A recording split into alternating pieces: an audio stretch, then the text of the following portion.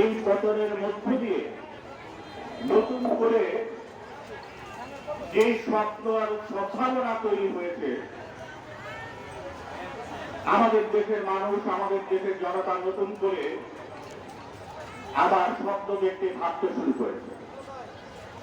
কিন্তু এর মধ্যে বিভিন্ন সংশয় তৈরি হয়েছে আজকে সারা দেশের উদ্ভূত পরিস্থিতির পরিবেশের কারণে।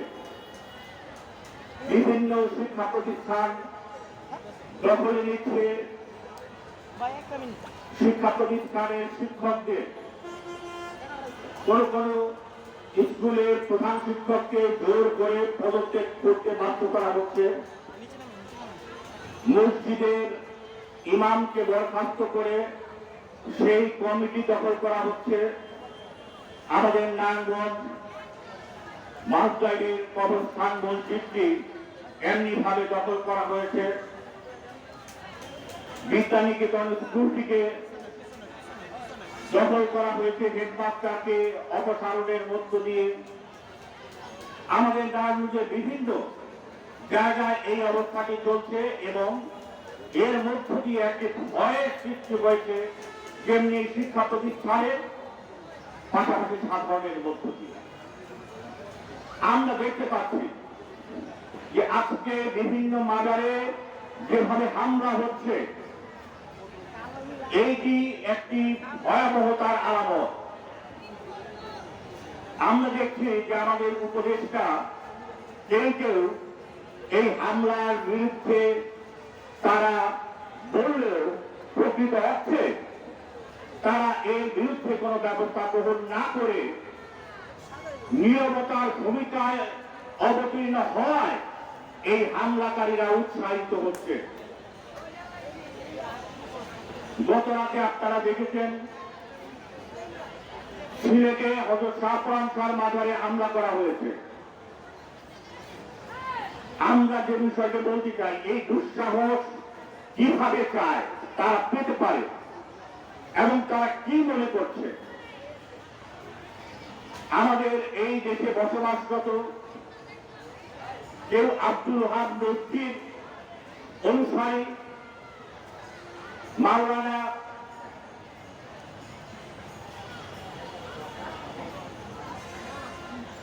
জামায়াতের মওদুদীর অনুসারী, যে অনুসারী হোক না কেন, আমরা তাদের ক্ষেত্রে বাধা দিতে চাচ্ছি না। কারণ বিভিন্ন মত বিভিন্ন পথকে ধারণ করার মধ্য দিয়ে সৌন্দর্য এবং একটা সভ্য দেশের এইটি হচ্ছে চরিত্র। আপনারা মওদুদীবাদী হন আর ওহাবি হন, আমাদের কিছু যায় আসে না।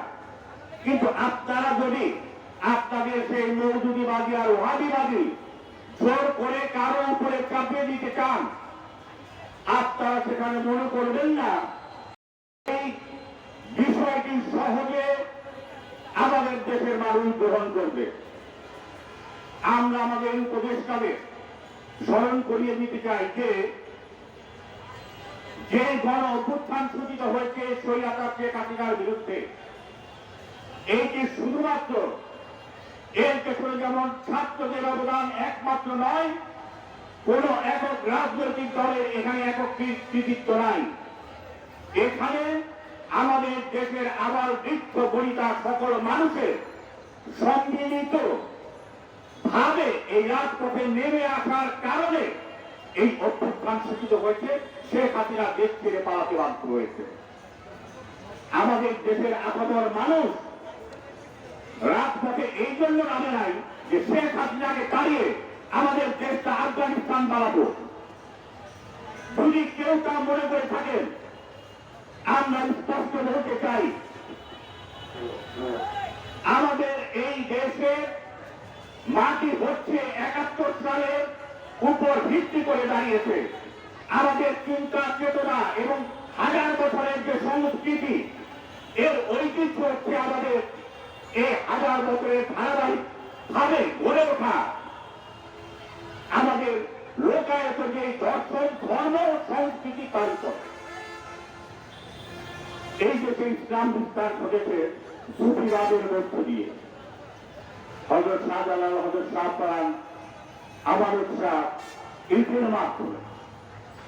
আপনারা যারা বোমাবাজি করেন, আজকে যারা সেখানে মাদার অঞ্চল উচ্চত হচ্ছেন, আপনারা যদি সেই সময় ভূখণ্ডে ভারতবর্ষ এবং বাংলায় একজন মুসলমান হতো না। আপনাদের চেহারা দেখে, কার্যকলাপ দেখে মুসলমান হওয়ার কোন কারণ নাই। সারা বিশ্বে আপনারা ইসলাম ধর্মটাকে বিতর্কিত করেছেন, জঙ্গিদের ধর্ম হিসেবে করেছেন।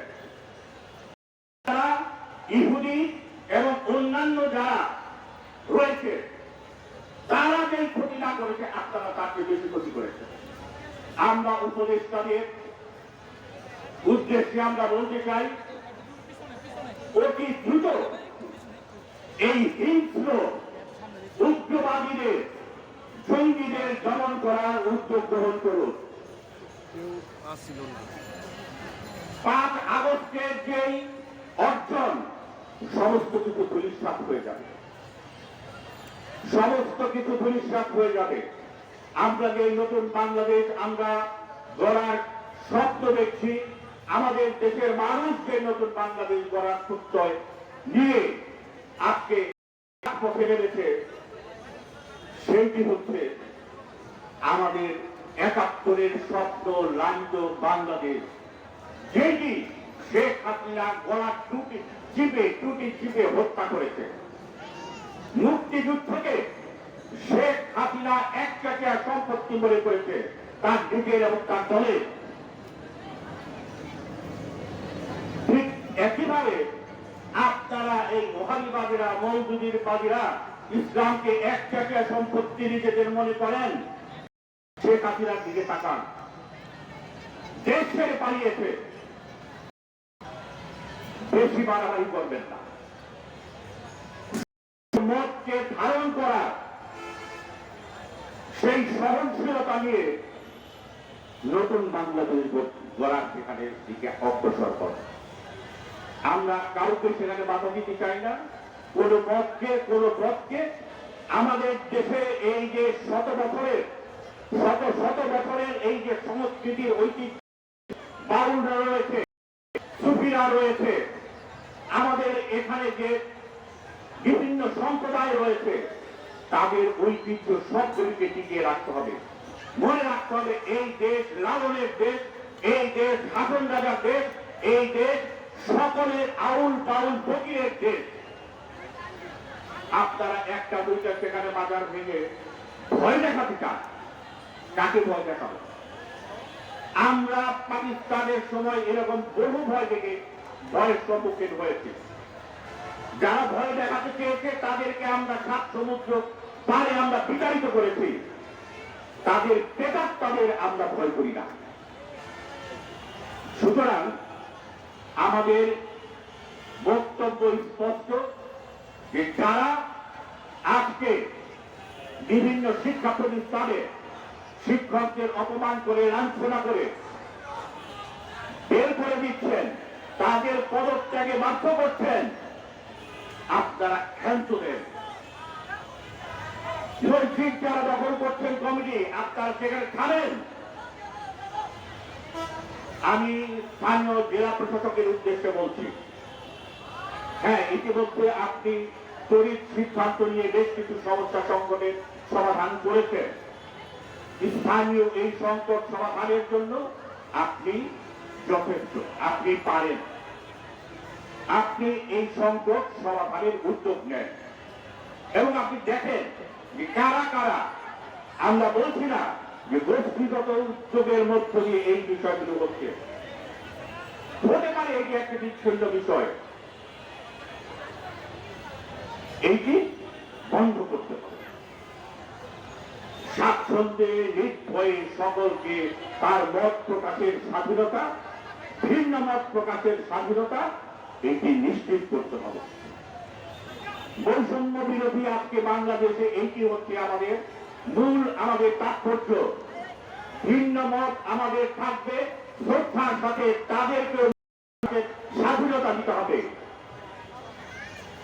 সে যেই ধর্মের যে বর্ণেরই হোক তার মত সে প্রকাশ করবে, কিন্তু কেউ কার মত জোর করে চাপিয়ে দেবে, এইটি আমরা কোনোভাবেই বরদাস্ত করব না। আমরা উপদেষ্টাদের উদ্দেশ্যে, সরকারের উদ্দেশ্যে বলতে চাই, আপনারা সেখানে বলছেন, কিন্তু দৃশ্যমান তাদের বিরুদ্ধে কোনো ব্যবস্থা গ্রহণ করেন নাই, এখনো পর্যন্ত গ্রেপ্তার করেন নাই। এদেরকে গ্রেপ্তার করেন। কারা সেখানে পাগলা আলীর মাজার ভেঙেছে তারা অদৃশ্য নয়, তাদেরকে চিহ্নিত করে তাদেরকে দ্রুত গ্রেপ্তার করেন। কারা গত রাত্রে সাফরান শাহ বাজারে হামলা করেছে তাদেরকে চিহ্নিত করে দ্রুত গ্রেপ্তার করেন। বিভিন্ন জায়গায় কারা ভয়ভীতি তৈরি করছে তাদেরকে চিহ্নিত করে গোয়েন্দা সংস্থায় যারা আছে তাদেরকে সেখানে এর প্রতি কাজে লাগা। এখানে যারা উপস্থিত হয়েছেন তাদের সকলকে ধন্যবাদ জানাচ্ছি, অভিনন্দন জানাচ্ছি। আমাদের সভাপতি রয়েছে এখানে, সভাপতি বক্তব্য দেবে। আমরা একটি